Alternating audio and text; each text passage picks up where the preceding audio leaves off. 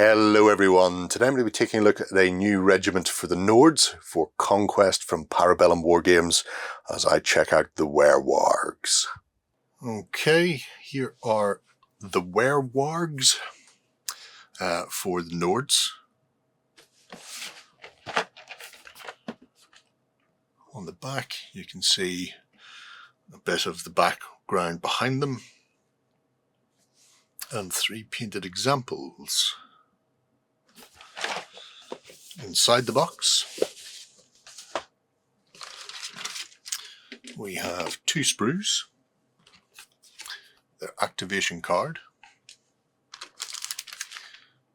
bases and the instructions. So we'll take a quick look at the instructions. 2 sprues. Sprues are different.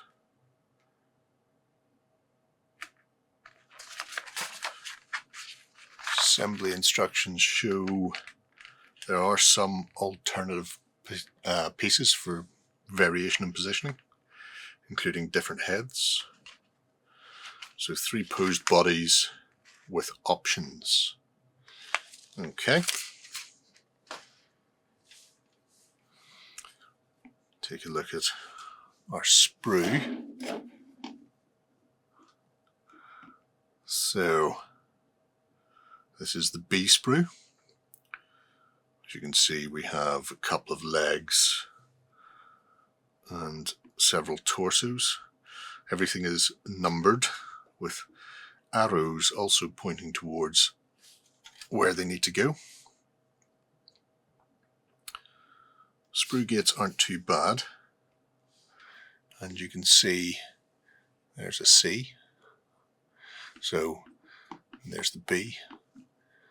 So the bodies are labelled, as are the legs as well, so you wouldn't even need to grab the instructions to build the main components. The other sprue contains a single torso and set of legs, but also what appears to be all of the heads and several arm options. This is the A sprue. So nice level of detail and fur. And there's your reverse. Again, arms are also labelled, as are heads. You could probably get away with not looking at the instructions at all. I'll tell you how that worked out for me once I've built them. Nothing majorly taxing. I did just go ahead and build them without instructions to see how good, bad or indifferent that was, because they were all marked.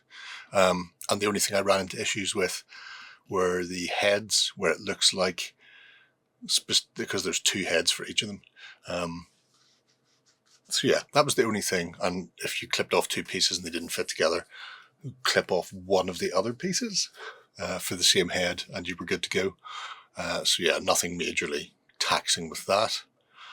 This particular one should have had a bit of rip cloth going under the arm, but because I built it out of sequence, I forgot to attach that and there was no easy way of getting it in there. However, there's no hole, you can't tell. I'm going to live with that. So yeah, obviously follow the instructions, that's what they're there for, but if you just want to sit down and knock them out quickly, you can do so. Just bear in mind you may run into the occasional issue.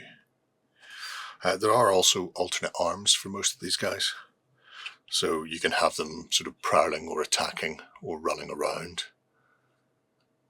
So they're a spectacular set of werewolves, far beyond the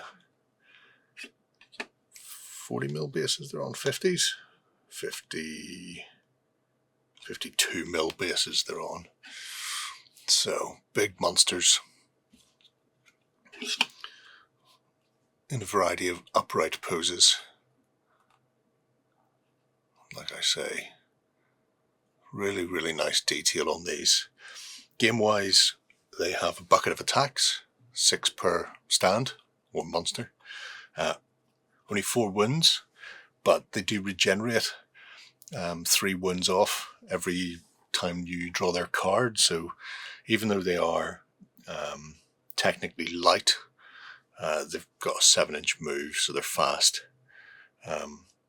They come with flurry, so if you've got the Warrior Lord, which means they get to re-roll that bucket load of attacks, which is good because they don't have cleave.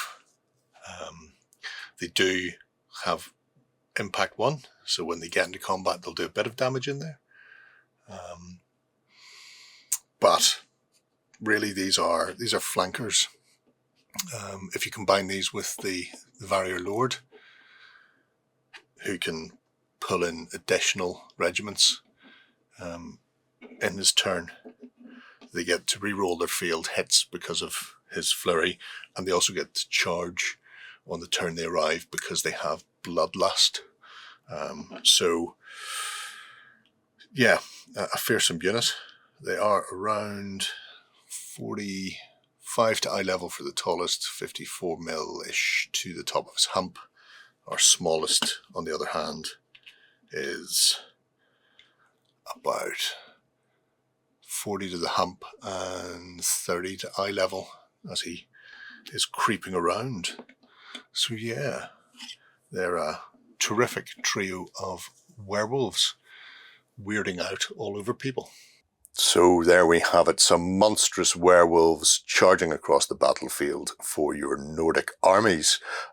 Gorgeous models, went together really easily, and very brutal deluxe even figures for your Nords.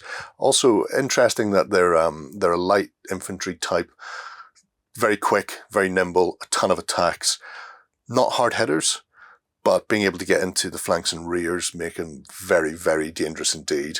And they compensate for being a lightly armoured troop by having regeneration as well. If you pair them up with that Warrior Lord, then yeah, getting to reroll misses, all of a sudden they just become absolutely devastating. But let me know what you think below. If you'll be picking them up for your Nords for Conquest or First Blood, then let me know that as well. Until next time, folks. Bye-bye.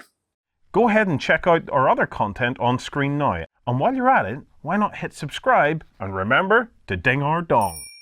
Go on, you know you want to click it. Go on.